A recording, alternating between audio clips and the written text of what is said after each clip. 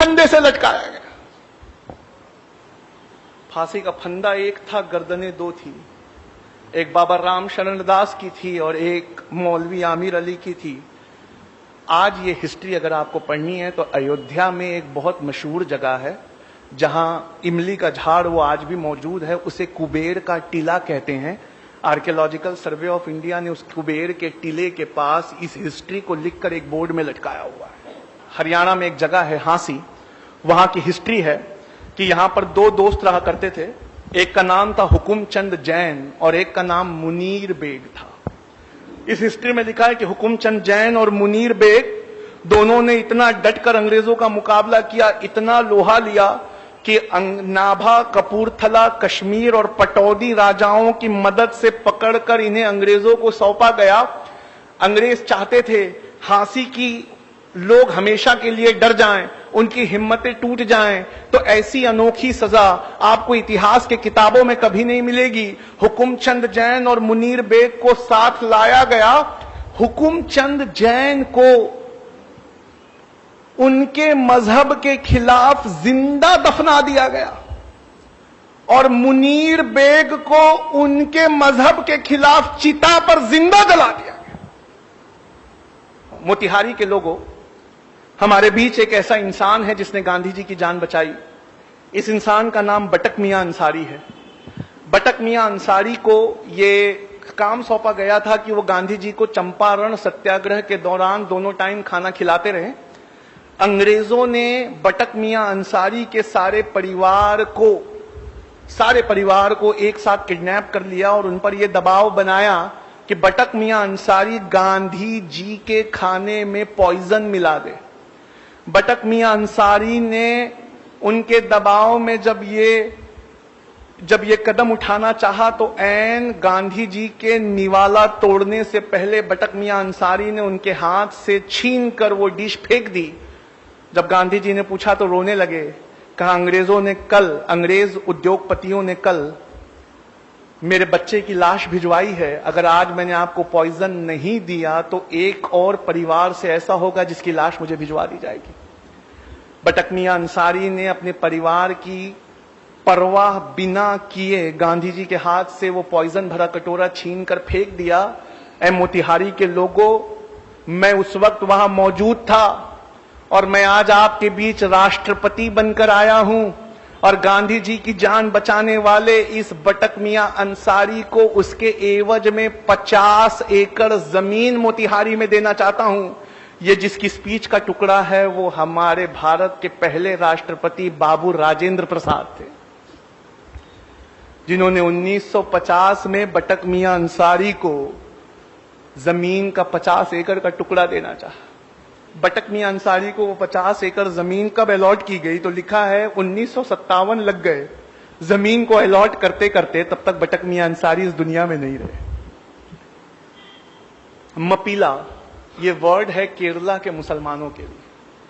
आप ये जानते हैं कि मुसलमान इन्होंने इंडिया में दाखिल अफगानिस्तान की साइड से नहीं हुए। अब रिसर्च ने यह साबित कर दिया है कि पहले मुसलमान केरला में आए थे और इंडिया की सबसे पुरानी मस्जिद जब भी आप विकिपीडिया पे टाइप करेंगे तो वो केरला में मिलेगी, अफगानिस्तान में नहीं मिलेगी। केरला के इन मुसलमानों को मपीला मुसलमान कहा जाता है। मपीला मुसलमान। इन मपीला मुसलमानों ने गांधी जी के असहयोग आंदोलन में बहुत बढ़ चढ़ के हिस्सा लिया। गांधी जी के असहयोग आंदोलन में हिस्सा लेने के बाद अंग्रेजों ने इन्हें बहुत जोर से कुचला, इतने जोर से कुचला कि क्या आप में से कोई बता सकता है जलियांवाला बाग में जनरल डायर की गोलियों से मरने वाले लोग कितने थे? 379। जलियांवाला बाग आता है, आज भी ये नाम आता है तो क्या आप इज्जत से हाथ बांधकर खड़े नहीं हो जाते? 379 निहत्थे औरतें, बच्चों और बूढ़ों पे गोलियां चलाई गई थी जलियांवाला बाग में। हम वो जब भी आता है हमारी आंखों में आंसू आ जाता है। आइए हिस्ट्री ले चलूं। लिखने वाले ऑथर ऐसे हैं जिनकी हिस्ट्री की किताबें कैम्ब्रिज और ऑक्सफोर्ड में पढ़ाई जाती हैं। नाम बिपिन चंद्रा है। चैप्टर है 17th चैप्टर, उसका नाम ही मपीला रेबेलियन है। मपीला रेबेलियन में लिखते हैं कि अंग्रेज मपीला मुसलमानों को गांधी जी का साथ देने के लिए 1921 में यह कीमत चुकानी पड़ी कि अंग्रेजों के रिकॉर्ड के मुताबिक 2337 मपीला मुसलमानों को फांसी दी गई। मैं इनके जो लीडर थे उनका नाम था हाजी कुन मोहम्मद, मैं उनसे मिल चुका हूं। उन्होंने बताया है कि गैर सरकारी रिकॉर्ड में 45,404 मपीला का नाम है। लोगों, इसमें एक जगह थी बेल्लारी ट्रेन ट्रेजेडी। इस बेल्लारी ट्रेन ट्रेजेडी में यह हुआ था कि 127 मुसलमानों को, क्रांतिकारी मुसलमानों को बिना खिड़की वाली एक वैगन में भरकर थिरूर से बेल्लारी भेजा जा रहा था। बिना खिड़की वाली इस वैगन, छोटी सी वैगन थी, उसमें 127 मुसलमान भरे हुए थे। बीच का एक स्टेशन कोयंबटूर पहुंचते पहुंचते 70 मुसलमानों ने दम तोड़ दिया और इनकी पोस्टमार्टम रिपोर्ट में लिखा है इनटॉलरेबल सफोकेशन, यानी असहनीय घुटन के वजह से ये मौत हुई। आखिरी इंसान जिसके बारे में मैं आज आपको बताना चाहूंगा वो अशफाकुल्ला खान थे।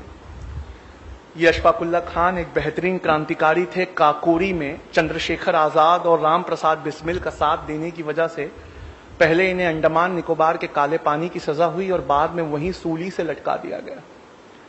अशफाकुल्ला खान से मिलने जब उनका परिवार पहुंचा तो वो बेतहाशा रोने लगा और परिवार उत्तर प्रदेश में मिलने पहुंचा एक दिन पहले जब उन्हें काले पानी भेजा जा रहा था। अशफाकुल्ला खान ने उनके बहते हुए आंसुओं को देखा और देखकर आंसू पोंछते हुए कहा, ऐ मेरे घर वालों, तुम इन आंसुओं को रोक लो। क्या तुम्हें इस बात की खुशी नहीं है कि हर साल जब आजादी का दिन आएगा तो राम प्रसाद बिस्मिल, कन्हैया लाल और खुदीराम बोस के साथ उसी सांस में तुम्हारे भाई अशफाकुल्ला खान का भी नाम लिया जाए। गांधी जी से पूछा गया दांडी मार्च के वक्त, कहा गांधी जी अगर अंग्रेज आपको दांडी मार्च पूरा होने से पहले गिरफ्तार कर ले तो आपकी जगह कौन लेगा? इतिहास में नाम दर्ज है, गांधी जी ने कहा अगर दांडी पहुंचने से पहले मुझे अंग्रेज सरकार गिरफ्तार कर ले तो मेरी जगह अब्बास तैयब जी लेंगे। और गांधी जी कहते हैं, अब्बास देखना जब मैं जेल चला जाऊं तो तुम्हारे मुट्ठी से नमक ना छूटे।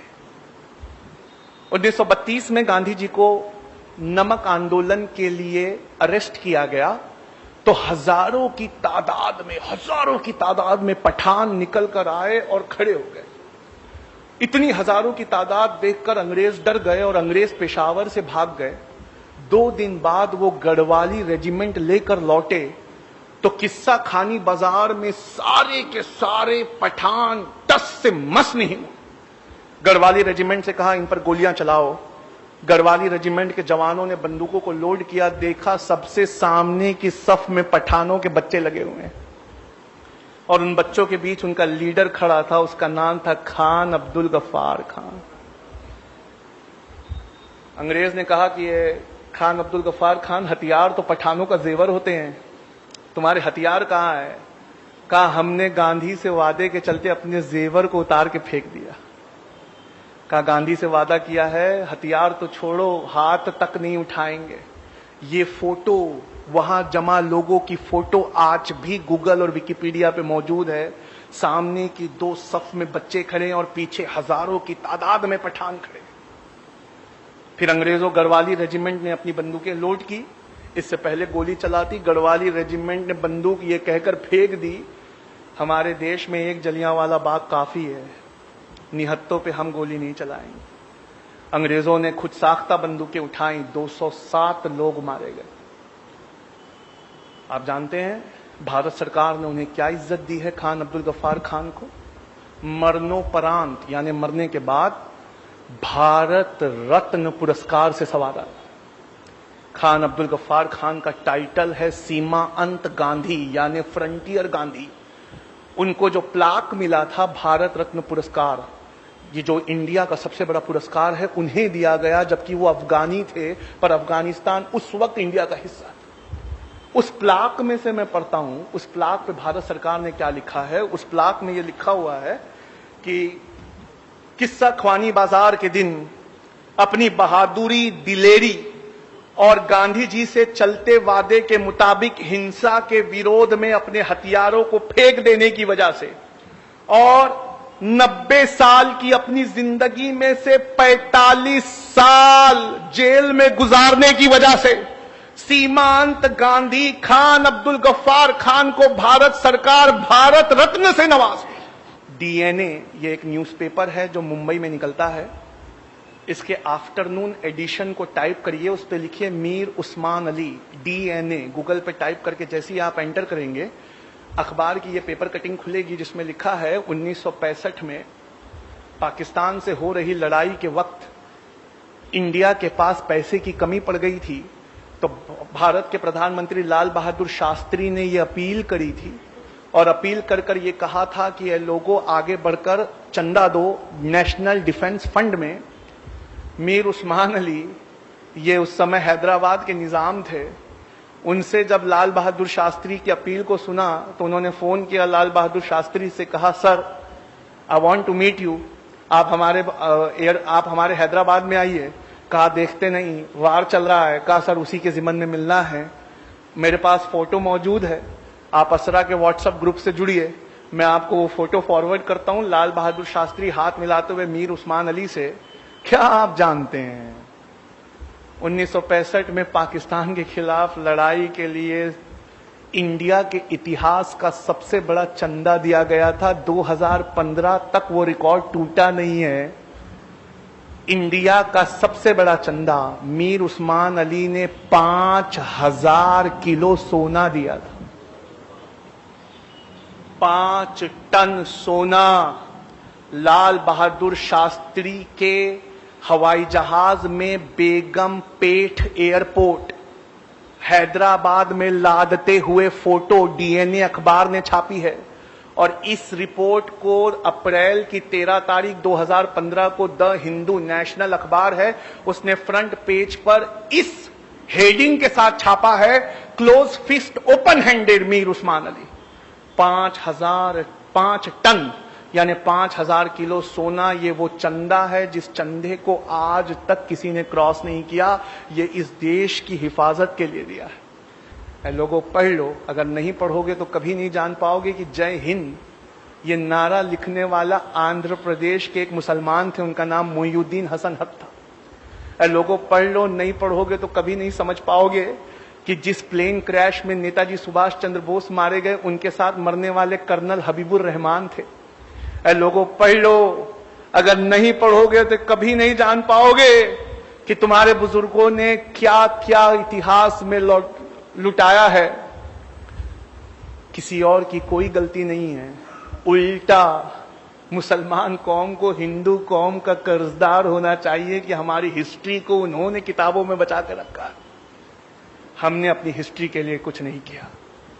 वक्त काफी हो चुका है, मैं इस बात को अपनी यहीं खत्म करता हूं और प्रोग्राम के बाद मैं घर नहीं जाने वाला, मैं यहीं बैठा हूं। आप आके मुझसे ये सबूत देख सकते हैं। वमा अलैना इल्लल बलाग। बहुत शुक्रिया।